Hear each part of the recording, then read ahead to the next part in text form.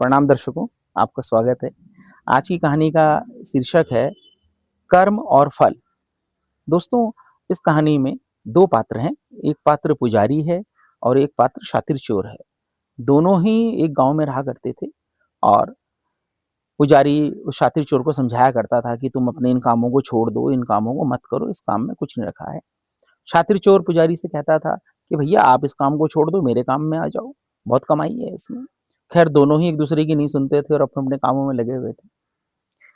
पुजारी सुबह उठ के अपना ब्रह्म मुहूर्त में लगभग 3:30 बजे अपने स्नान से निवृत्त होकर पूजा करने के लिए मंदिर चले जाया करते थे। मंदिर पास की एक पहाड़ी थी, पहाड़ी में मंदिर बना हुआ था गाँव वालों का और पुजारी वहाँ जाया करते थे। उसी समय वो जो शातिर चोर था, शातिर चोर भी निकल पड़ता था अपने काम के लिए, क्योंकि इस समय ब्रह्म मुहूर्त में लोगों को नींद बहुत अच्छी आती है। वो भी चोरी के लिए निकल जाता था। दोनों जब मार्ग से निकलते थे, साथ-साथ निकलते थे और जैसे ही पुजारी ऊपर मंदिर के लिए चला करते थे, तो उधर से शातिर चोर जब निकलता था, तो वो भगवान को गाली दिया करता था। पंडित कहता था, "भाई तुम ऐसा क्यों कर रहे हो? भगवान को गाली दे रहे हो।" वो कहता था, "भगवान नहीं होते हैं भाई, भगवान होते तो मुझे पकड़ लेते अभी तक। देखो मैंने गाली दी, कुछ हुआ?" पंडित बहुत समझाता था, लेकिन पंडित की वो एक बात भी नहीं सुनता था। खैर समय बीत रहा था और वो लगातार गाली देता था, पंडित लगातार उसे समझाता था और समय ऐसे बीत रहा था। ऐसे करते-करते काफ़ी समय बीत चुका था और पंडित भी सोचता था कि यार भगवान भी कैसे हैं, मतलब इसको दंड नहीं दे रहे हैं। खैर समय बीत जाता है और एक दिन बहुत बारिश होती है, इतना आंधी-तूफ़ान आता है कि हद से ज़्यादा आंधी-तूफ़ान आता है और ब्रह्म मुहूर्त में जिस प्रकार से पंडित उठा करता था अपने मंदिर जाने के लिए, वो नहीं उठते हैं उस दिन। और जब नहीं उठते हैं तो शातिर चोर तो अपना चोरी करने के लिए इरादे से उठता है और वहाँ पहुँचता है, आवाज़ लगाता है, "अरे पंडित जी नहीं चल रहे आज?" पंडित जी कहते हैं, "यार आज तो बहुत आंधी-तूफ़ान चल रहा है, मैं थोड़ा रुक के जाऊँगा।" चोर तो चोर ही ठहरा भैया, शातिर चोर अपना कहता है, "नहीं मेरे लिए तो यही मौका अच्छा है।" वो अपना निकल पड़ता है। फिर वही मार्ग से अकेले-अकेले पहुँचता है, फिर मंदिर की तरफ देख के गाली देता है और आगे बढ़ जाता है। आगे जाता है तो आगे एक पत्थर से टकराता है वो और पत्थर से टकरा के नीचे गिरता है। जब नीचे गिरता है तो वो अचानक उसकी नज़र एक थैले पे पड़ती है।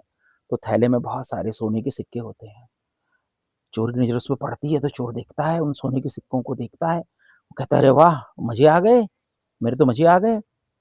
मेरे तो अब पूरा जीवन मेरा जो है राजा बन के बीतेगा।"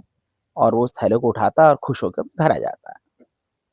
उधर जब वो रास्ते में वापिस हो रहा होता है तो पंडित अपना उस पूजा के लिए निकल रहा होता है। पंडित कहता है, "बड़े खुश लग रहे हो, क्या बात है?" बोला, "यार, मैं जा रहा था और ऐसे-ऐसे मेरे को ठोकर लगी और ठोकर जब लगी तो मैं जब उठा तो मेरे को वहाँ पे एक थैला दिखाई दिया। मैंने थैले को खोला तो उसमें से देखो स्वर्ण सर्फ़ियाँ निकली हैं मेरे लिए तो। मेरे तो मज़े आ गए, मेरी तो ज़िंदगी बन गई।" पंडित सोचते हुए कि देखो यार, ये तो रोज़ जो है भगवान को गाली देता है और भगवान को गाली देते-देते के बाद भी इसको देखो इतना लाभ हो रहा है और मैं लगातार भगवान की पूजा कर रहा हूँ, नित्य उनको ध्या रहा हूँ, इसके बावजूद भी मेरी वही हालत है। एक वक़्त का भोजन मुझे बड़ी मुश्किल से मिल पाता है गाँव से दान दक्षिणा में। खैर वो यही सोचते हुए मंदिर जाने लगता है।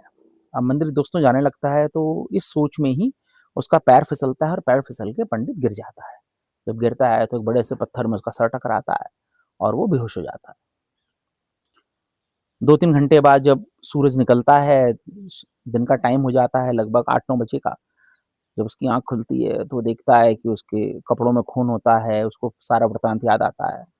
वो मन से बड़ा ही अंदर से अपने आप को ठगा हुआ महसूस करता है। वो कहता है, "हे प्रभु, वो जो रोज़ चोर गलत काम कर रहा है और आपको रोज़ यहाँ पे खड़े होके गाली दे के जाता है। मैं समझाता हूँ उसको रोज़ कि वो ऐसा ना करे, लेकिन वो नहीं सुनता है। वो गिरता है तो आप उसको स्वर्ण की असरफियाँ देते हैं और मैं जो आपकी नित्य हर तरह से नित्य कर्म कर रहा हूँ, मेरे को आप जो हैं दंड में मेरा सर फुड़वा देते हैं। प्रभु कैसी लीला है आपकी?" तो कुंठा में आ जाता है पंडित। तो कुंठा में आता है तो ऐसे में आकाशवाणी होती है और आकाशवाणी जब होती है, तो आकाशवाणी से उसको आवाज़ सुनाई देती है। वो कहता है, आकाशवाणी कहती है कि पंडित खड़े हो जाओ। पंडित जी डर के मारे खड़े हो जाते हैं कि ये क्या हुआ? कहते हैं सुनो, तुम्हारे कर्म और चोर के कर्म दोनों अपनी-अपनी जगह हैं। इस समय चोर के भाग्य में राजा बनना लिखा हुआ था, यानी उसका राजयोग था, किंतु उसके कर्म ऐसे थे, वो झूठे काम कर रहा था, चोरी कर रहा था, डकैती डाल रहा था, लोगों को लूट रहा था और एक अच्छे मार्ग पे ना चलते हुए गलत मार्ग पे चल रहा था। भाग्य का लिखा हुआ तो टलता नहीं है, भाग्य में उसके में राजयोग लिखा था। आज उसको राजा बनना था, यदि उसके कर्म अच्छे होते तो राजा बनता, किंतु राजयोग होने के कारण और उसके गलत कर्मों के कारण वो योग तो उसका रुक गया, राजा तो नहीं बन पाया, लेकिन उसके आगे जीवन यापन के लिए उसको स्वर्ण मुद्राएं मिल गईं। उधर पंडित, तुम्हारे भाग्य में मृत्यु लिखी हुई थी और तुम्हारे नित्य कर्म की वजह से, जिसमें तुम रोज चोर को समझाते थे कि तू ऐसा काम मत कर और उसको एक सही मार्ग पे ले जाने के लिए प्रयासरत थे। तुम नित्य पूजा करते थे, नित्य पूजा पाठ किया करते थे और मंदिर की साफ सफाई करते थे। तो तुम्हारा ये जो मृत्यु का योग था, ये मृत्यु कारक कष्ट में बदलकर तुम्हें चोट लगाकर, तुम्हें बेहोश करके पूरा किया गया। अतः इस बात का हमेशा याद रखना कि जो व्यक्ति जिस प्रकार से कर्म करता है, मैं उसे उस प्रकार से उसका फल अवश्य देता हूँ। तो दोस्तों, इतनी सी थी कहानी। ये कहानी हमें क्या सीख देती है? ये कहानी हमें ये सीख देती है कि आप का जो भाग्य है, भाग्य अपना काम करेगा, किंतु आपको अपने कर्मों से अपने भाग्य के अंदर सुधार कर लेना चाहिए। आपकी सुधारात्मक कार्रवाई आपके भाग्य को आपके लिए पॉजिटिव दिशा में लेके आ सकती है। धन्यवाद।